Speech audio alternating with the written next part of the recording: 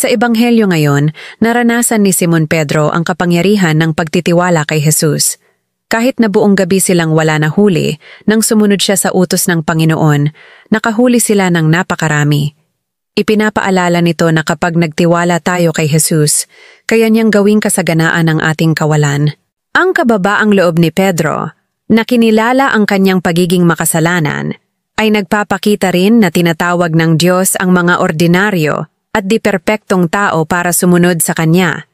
Tinuturo ng Ebanghelyo na ang pagiging alagad ni Kristo ay nangangailangan ng tiwala, kababaang loob, at tapang naiwan ang lahat para kay Kristo. Ways to apply in daily life.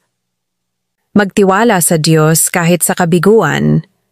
Kahit hindi ayon sa plano ang nangyayari, patuloy tayong sumunod sa Kanyang salita at magtiwala sa tamang oras niya.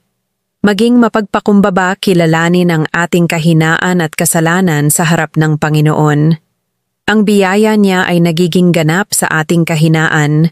Tumugon sa tawag ng Diyos, maging handa laging magsabi ng oo kapag tinatawag ka ni Jesus, maliit man o malaking paraan. Isuko at bitawan. Tulad ni na Pedro at ng mga alagad na iniwan ang lahat, matutong bitiwan ang mga bagay na pumipigil sa atin na sundan siya ng buo. Prayer.